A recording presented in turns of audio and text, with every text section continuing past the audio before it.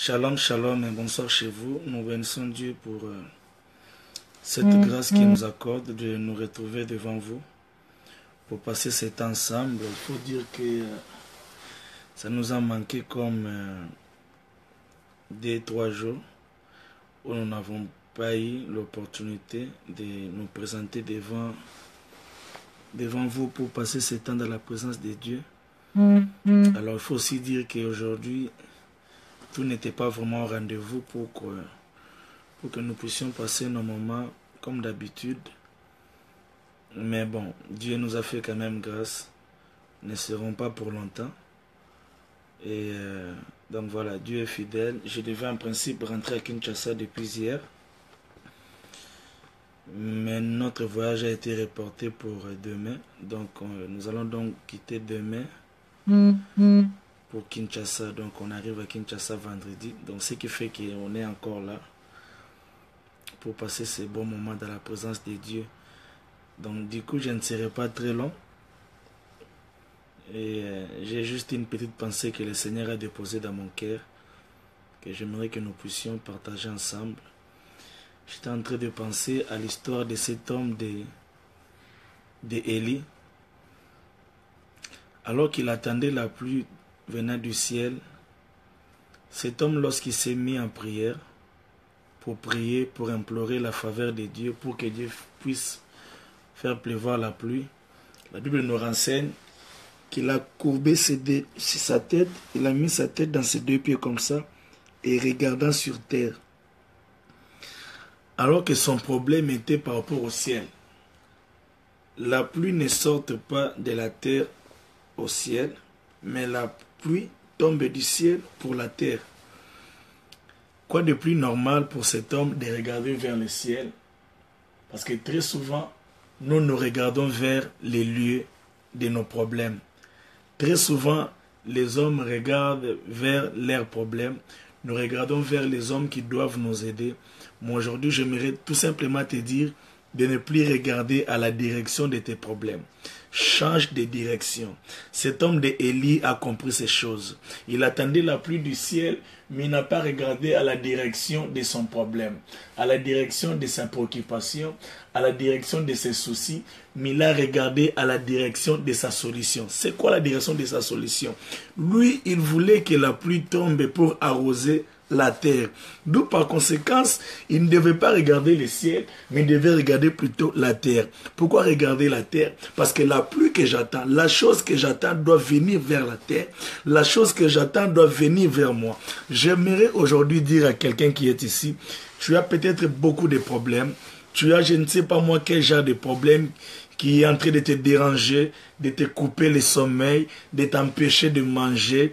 Et ces problèmes t'obligent et en train de te conduire à une ligne de conduite. C'est-à-dire, ces problèmes t'imposent une ligne de conduite où tu te sens comme si tu es dans une prison. Tu n'as plus de paix. Mais laisse-moi te dire que lorsque tu changeras de direction, lorsque tu changeras de directive, tu verras la gloire de Dieu. Et regarde vers la solution, mais ne regarde plus à la direction de tes problèmes. Ne regarde plus à la direction de tes problèmes. Peut-être que tu as un problème pour enfanter, mais tu ne fais que regarder ton âge qui semble déjà dépasser. Vous savez, je parlais avec une maman avec qui on était en train de prier. On a fait beaucoup de temps en train de prier. On était en train de prier. Elle était dans une situation compliquée parce que elle était malade. Elle était malade et dans cette maladie, en fait, c'est une très longue histoire. Mais je l'ai appris par la grâce de Dieu. Je lui ai dit, maman, écoute, à partir d'aujourd'hui, fais-moi grâce de ne plus regarder à la direction de cette maladie. Elle m'a dit, mais ce que tu dis là, je ne comprends pas trop bien. Naïbi Seboy. Dans le but, nous avons un pronostic. Et à chaque fois avant de dormir, tu te sens toujours dans l'obligation de regarder ce que les médecins t'ont dit. Et quand tu regardes ce que les médecins te disent, ça t'affaiblit. Et tu deviens de plus en plus faible. Tu deviens de plus en plus malade. Bien-aimé dans le Seigneur, ne regarde plus la pronostic du monde. Pronostic comme que les OP ça t'affaiblit. Pronostic comme que les OP ça te rend faible. Et par conséquent, tu as du mal à croire à ce que Dieu dit de toi. Raison pour laquelle je te propose aujourd'hui de regarder à la direction de ta solution. C'est quoi ta solution? Ou c'est qui ta solution? Ta solution, c'est Jésus-Christ de Nazareth. Laisse-moi te dire qu'à chaque fois que tu fléchis tes genoux comme un lit, tu auras des solutions. Les genoux que tu vois là gardent des solutions à des problèmes que le médecin ne savait résoudre. Les genoux que tu vois là gardent les clés de bureau que les hommes ne peuvent te donner. Les genoux que tu vois là, bien aimé, j'aime ce que Christ a dit à ses disciples. Vous n'avez même pas été à mesure de prier, ne serait-ce une heure du temps de la prière. Écoute-moi, peut-être que pour toi, tu te dis que pour obtenir des solutions, il faut forcément avoir 4 heures, il faut forcément avoir 10 heures. La prière commence par 1 minute.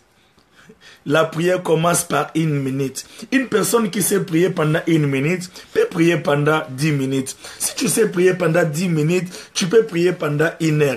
Une personne qui sait prier pendant 1 heure accomplit les normes de la prière recommandée par Christ. Parce que c'est lorsque tu atteins le bar de 1 heure du temps que tu peux alors monter. J'aimerais dire à une personne aujourd'hui que fais l'effort par la grâce de Dieu de rester constamment dans sa présence, même pendant 1 heure du temps. C'est l'heure que Christ a réclamé. Il a prié avec ses disciples. À un moment donné, ils se sont fatigués, ils dormaient. Et il leur a dit, même pas 1 heure, même pas 1 heure. Et aujourd'hui, je te demande de faire ne fût-ce que 1 heure. 1 heure dans sa présence. 1 heure par rapport à ses problèmes. Vous savez, très souvent, nous avons la facilité de parler nos problèmes aux gens. Qui a des fois se moquent même de nous. Pendant 3 heures. Tu pleures devant cette personne qui se moquera de toi demain. Mais tu prends beaucoup d'heures pour lui parler. Écoute ce qui m'est arrivé. Écoute ce qui m'est arrivé. Et regarde comment c'est arrivé. Et tu prends beaucoup d'heures pour parler à la personne. Et pourtant, 1 heure du temps dans la présence de Dieu peut déclencher la chose. Peut déclencher une solution. Mais nous avons du mal à investir. Aujourd'hui, j'aimerais que tous les bien-aimés qui prions avec moi ici sur Facebook, je ne sais pas si on doit nous donner une journée pour des gens qui n'arrivent pas souvent à prier. Est-ce qu'il y a-t-il quelqu'un ici qui a des difficultés pour prier? Ne sois pas culpabilisé parce que tu n'arrives pas à prier. Ne te sens pas inférieur, ne sois pas complexé parce que tu n'arrives pas à prier. Écoute-moi, même les disciples de Jésus, et ils ont eu la grâce de voir Jésus, et ils ont eu la grâce de marcher avec Jésus, mais Jésus a réclamé 1 heure du temps dans la prière. Je me souviens de mon pasteur d'un pasteur plutôt qui me témoignait d'un homme de Dieu. C'est un Américain, il était venu à Kinshasa. Et il passait beaucoup de temps de prier. Il y avait aussi mon pasteur qui était là. Et mon pasteur me dit que cet homme-là, pendant qu'il était en train de prier avec les Congolais, vous savez, les Congolais, quand on prie, c'est Zambé, Zambé. Nous crions comme si tu voulais saisir Dieu dans ses habits. Alors cet homme-là, cet Américain-là, il ne criait pas assez, il ne priait pas beaucoup. Il disait qu'une seule phrase dans ses prières. Seigneur, aie pitié de moi, accorde-moi ta grâce. Fais-moi grâce, aie pitié de moi. Aie pitié de moi, accorde-moi ta grâce. Et ils ont prié pendant plus de 4 heures. Les Congolais ne faisaient que crier. Mais cet homme-là ne disait que, aie pitié de moi. Fais-moi grâce. Pendant 4 heures du temps. Aie pitié de moi. Fais-moi grâce.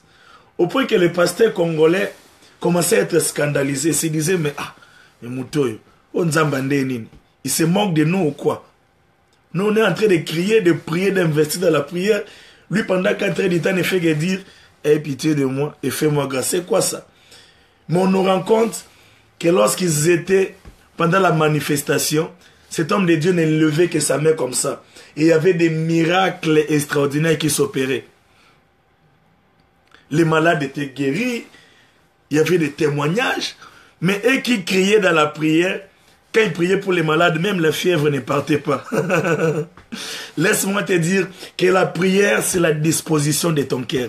Disponibilise ton cœur par rapport à la prière. Lorsque Dieu voit que ton cœur est disposé à pouvoir les rencontrer, c'est déjà ça le début de l'exaucement. Écoute, un cœur disposé pour rencontrer Dieu est déjà exaucé. Dieu a dit à quelqu'un, lorsque tu as eu, Christ disait à Nathanaël, lorsque tu étais dans ton arbre, j'étais en train de te voir. J'ai lu tes pensées. Ce que Christ exauce, bien aimé, c'est de pensées pures. Vous savez, très souvent, nous prions par compétition. Voilà pourquoi ici, j'aimerais que nous puissions faire un programme, même la semaine prochaine. Ici, nous ne sommes pas des supermans de prière. Nous ne sommes pas des hommes et femmes, des guerriers dans la prière. Je sais que peut-être que tu pries pendant beaucoup des heures, je t'encourage. Mais ici, je me considère avec vous comme des hommes et femmes faibles. Bato bazo, bazo bunda. Les hommes et femmes qui se cherchent encore dans la présence de Dieu, qui se cherchent encore dans la vie de prière et qui veulent voir leur vie de prière progresser avec Dieu. Ils ont cette envie, mais ils ont du mal. Ils ont ce désir, mais ils n'arrivent pas. J'aimerais qu'ici, que nous puissions faire un programme d'ensemble où nous allons passer. Peut-être ça sera très tard la nuit. Peut-être qu'on peut se dire, non, ok, on se réveille à 3 heures pour prier jusqu'à 4 heures. J'aimerais qu'on fasse un programme comme ça, ensemble. Peu importe où tu seras, peu importe, je ne sais pas moi, si tu es en France, aux États-Unis, nous allons nous mettre ensemble. Question de nous exercer dans la prière. Vous savez, il faut travailler dans la prière. La prière est un travail. Il faut considérer que la prière est un travail. Et c'est un travail qui paye mieux. C'est un travail qui paye bien. On va faire ce genre de programme et nous allons nous exercer dans la prière. Et je pense qu'une vie de prière sera fermée après ce programme de prière. Tu prieras pendant 1 heure. Tu prieras pendant 2 heures, tu prieras pendant 3 heures, tu verras que ça va monter, ça va aller petit à petit. Vous savez, moi, Dieu m'a fait grâce. Il m'est arrivé des moments où je pouvais prier pendant 12 heures du temps. Il m'est arrivé des temps où je pouvais prier 9 heures du temps, pour moi, c'était rien. Prier de 7 heures à 17 heures, c'était rien pour moi. Mais vous savez, Dieu est passé par quoi? Dieu est passé par le fait que quand j'ai passé un temps où je n'étudiais pas, j'avais du mal à voir quelqu'un être habillé en uniforme. J'avais des crises de gastrite parce que moi, je n'allais pas à l'école. Quand je vois un élève avec les uniformes, j'avais des crises de gastrite. Du coup, j'avais organisé mon programme pour ne pas être dehors vers 7h, 12h et 17h. Et Dieu est passé par ces circonstances pour forger ma vie de prière. Je pouvais prier. J'ai commencé à prier après le culte matin de 7h. Je m'agenouille là, je prie jusqu'à vers 13h, 14h. Je sors en paix, je vois si j'ai quelque chose à manger. Et lorsqu'il veut faire 17h, je m'arrange pour être à l'église, pour prier. Et c'est comme ça que Dieu a forgé ma vie de prière. La vie de prière commence par la disposition de prier. Désire prier, désire la prière, désire une vie de prière, même si tu n'as pas de force. Je crois que le Seigneur soutiendra cette désir que tu as. Écoute, j'aime ce que mon pasteur dit. Mon pasteur a dit qu'une fois Dieu lui a dit qu'avant de t'inquiéter pour quelque chose, avant de mettre des soucis pour quelque chose, demande-toi si tu m'as déjà informé. Et pourtant, la prière, c'est le seul moyen où l'on peut informer à Dieu de quelque chose.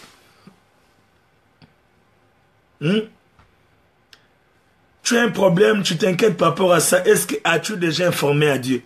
As-tu déjà eu le temps de dire à Dieu, Seigneur, regarde ce qui me dérange? Est-ce que tu as déjà eu le temps? Demande à ton voisin. La prochaine fois, quelqu'un viendra te dire un problème. Écoute, ce n'est pas mauvais ceux qui m'ont dit, à classe, à Sengiyombongo, au IBC, bon, non, pas ça, yo. Mais est-ce que c'est Sengin hein? J'aime ça. Dieu a dit à mon pasteur, écoute Jean-Baptiste, mon pasteur était inquiet. Il avait des soucis de la vie. Dieu lui a dit, avant de mettre des soucis par rapport à ses problèmes, est-ce que so yebisinga? Est-ce que tu m'as déjà informé? Parce que très souvent, on se dit que Dieu connaît tout. Dieu voit tout. Oui, il voit tout, il connaît tout. Mais des fois, il aime que tu l'informes de certaines choses. Élie était une personne, un homme puissant dans la prière. Il était un homme où Dieu lui avait déjà investi de cette puissance où il pouvait faire des choses par lui-même. Mais pourquoi Élie est rentré encore dans la prière pour prier? Pour que Dieu puisse ouvrir le ciel pour que la pluie puisse tomber. Pour fermer la pluie, Élie n'avait pas beaucoup prié. Il a juste ordonné. Il dit, sinon à ma parole. Cette fois-là, il n'a pas prié, il n'a pas dit, Seigneur, je te dis. Non. Il a utilisé l'autorité qui était en lui. Il a dit, sinon à ma parole, la pluie n'a plus le droit de tomber. Mais pour permettre que la pluie puisse tomber, cette fois-là, il est allé en prière. Laisse-moi te dire qu'il y a des choses que tu auras à cause de l'autorité que tu as. Mais il y a certaines choses que tu auras que dans la prière.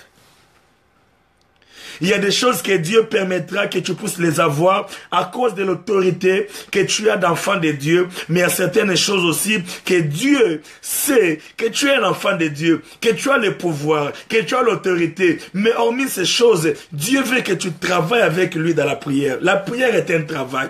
Dieu veut que par rapport à certains problèmes, que tu travailles avec lui dans la prière. Bien aimé, très souvent, nous, enfants de Dieu, nous sommes parfois fainéants par rapport à la possession que Dieu nous donne. La Bible dit, par exemple, que partout foulera le plante de vos pieds, je vous les donne en possession. Oui, c'est une position. Je suis un prince, je suis un enfant de Dieu. Mais cela ne veut pas dire que partout où je vais aller, j'arrive au Canada, je dis non, ça m'est déjà donné, je n'ai pas le droit de prier. Non. Écoutez, il faut toujours associer au pouvoir et à l'autorité que nous avons la prière. Et cela est très important. La nation congolaise est une nation qui possède toutes les richesses. Mais pourquoi on les exploite pas? Ne te confie pas toujours à l'autorité et au pouvoir que tu as. Parfois, certaines choses ont juste besoin d'être activées. Active cette puissance-là par la prière. Active ton autorité par la prière. Active ces choses. Active ta vie de prière. Élie est un homme puissant. Mais bien aimé dans le Seigneur, j'aime ça. Vous savez, j'ai lu quelque part qu'à l'époque, la position qu'Élie avait prise, c'est la position que les femmes utilisaient à l'époque pour enfanter. C'est-à-dire à l'époque, selon ce que j'ai lu quelque part en Israël, pour moi, c'est la position en Gumbi Moutou. Alors, Élie avait utilisé la position de son accouchement. Élie se disait, non, j'attends la pluie, mais je vais donner naissance à cette pluie dans la prière. Laisse-moi te dire que tu peux donner naissance à cette chose dans la prière. Change de position, change des attitudes, change ton comportement. Écoute-moi te dire aujourd'hui, change de position, mets ta face contre terre, prie le Seigneur, et regarde vers la position de ton accouchement. Tu enfanteras cette solution. Tu enfanteras cette solution. Laisse-moi te dire que la chose que tu cherches est en toi. La chose que tu cherches est dans la position que tu prendras. Certaines positions que tu prends dans la vie permettent à la chose que tu cherches de sortir devant les hommes et que le monde voie que tu es un Dieu fidèle. Élie a changé de position. Il a utilisé une position que les femmes utilisaient pour accoucher. Il a utilisé une position qui ne correspondait pas à ce qu'il cherchait. Il cherchait la pluie, mais il a courbé sa tête. Il cherchait la pluie, mais il a prié. Il cherchait la pluie, mais il a prié. Il voulait que le ciel dégage quelque chose, mais il regardait sur la terre. Pourquoi il regardait sur la terre? Parce que la pluie devait arroser la terre. Il regarde vers le lieu de ton arrosement. Laisse-moi te dire que des fois il est important en tant que célibataire de bénir ses doigts. Tu ne vois pas encore ces bagues qui est là, mais tu bénis ses doigts. Lorsque tu les vois,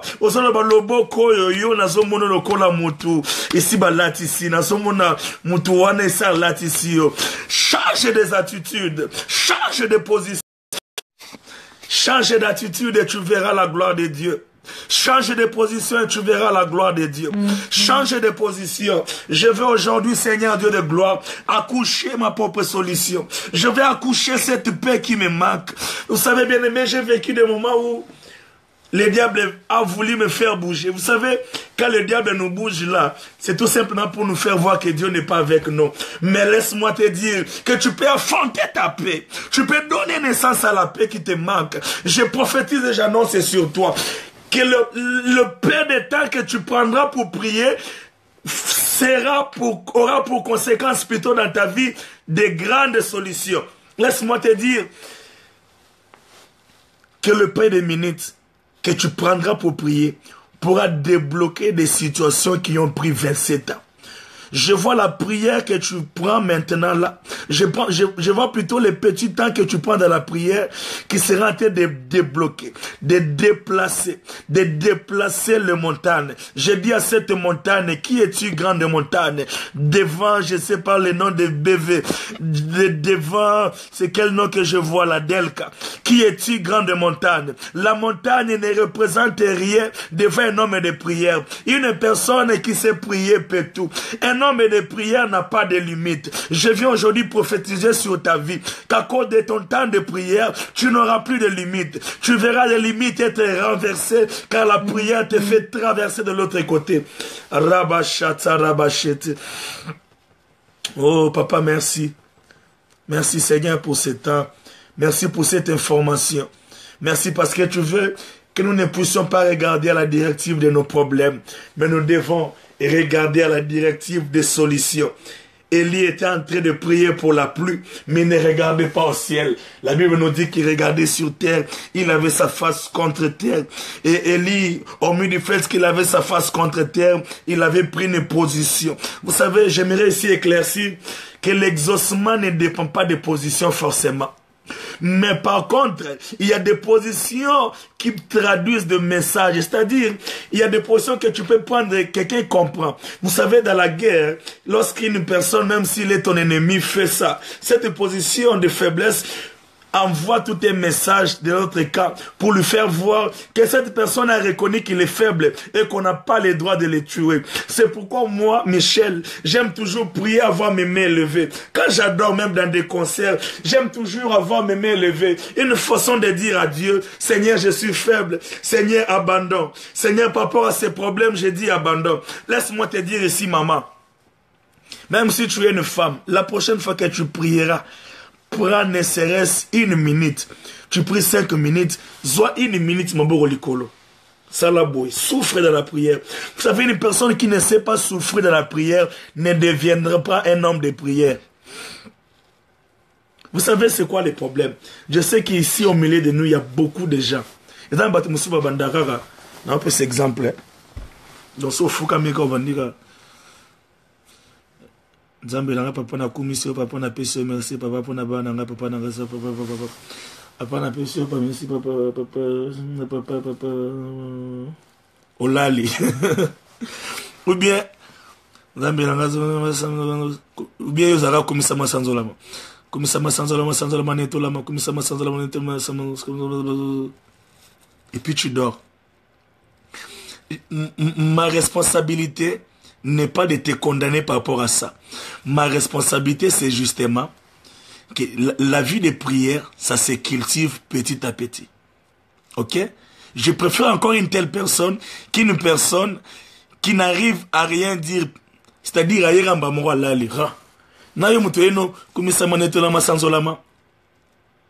laisse-moi te dire, continue avec ces rites. Disponibilise ton cœur. Fais voir à Dieu combien tu es faible. Le banzam la lingana sambele bele mais malobe sala raté. Hein? Malobe si la kangana nviara papa Alain. Non, tu n'as pas besoin d'être papa Alain pour nzamba yoka yo. Yoke na nzambe kana rythme bokende. Papa Alain peut pas commander comme qui wana ba ota musika. Il venait de loin avec Dieu. Et Dieu l'a fait grâce d'être ce qu'il était. Le plus important, c'est de manifester cette envie. C'est de faire voir à Dieu, Seigneur, je vais être cet homme, je vais être cette femme de prière. Je vais avoir mes mains levées dans ta présence. Alors, comment ça fonctionne? Premièrement, la vie de prière est contagieuse. Si tu veux être un homme, une femme de prière,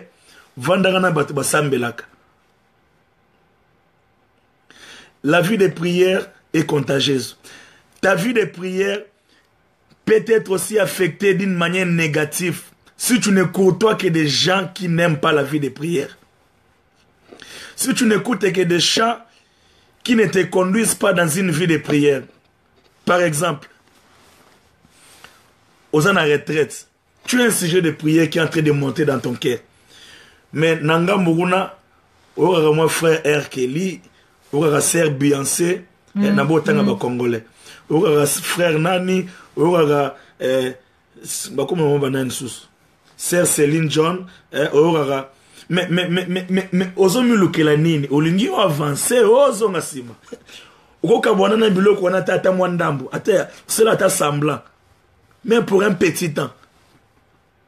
Vous voyez? C'est-à-dire il y a des choses comme ça qui seront toujours comme des barrières et qui ne t'aideront jamais, jamais à avoir un niveau élevé de la vie de prière. C'est-à-dire, la prière exige parfois la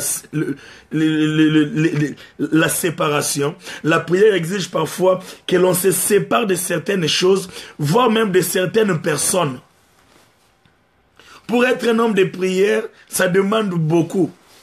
Ce n'est pas que tu te réveilles aujourd'hui, tu deviens un homme de prière. Non. Ça part de l'envie et ça part de la responsabilité.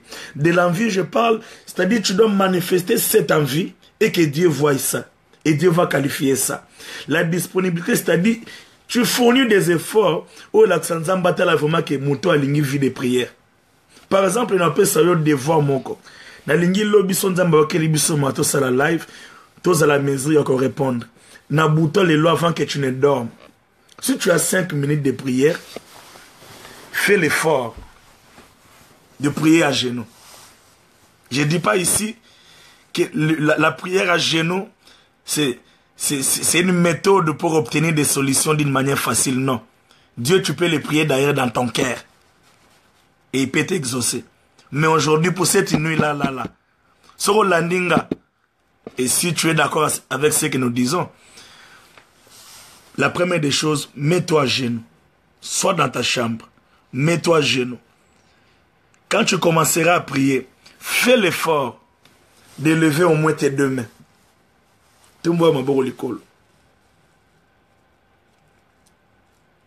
Quand tu auras élevé tes mains, commence maintenant à souffrir dans la prière. Prends ne fût-ce qu'une minute avec tes mains élevées.